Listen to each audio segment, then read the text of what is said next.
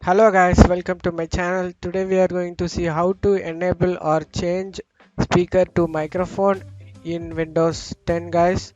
Let's jump straight into it guys. Go to search menu and type settings. Open it.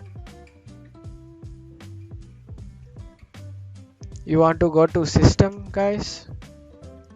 In system you want to go to sound.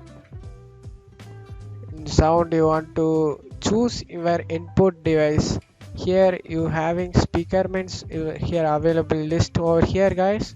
You can select it and you want to disable microphone, go to device properties over here and you want to disable like this, click here and that's it guys. I hope this tutorial definitely work for you. Thanks for watching my video.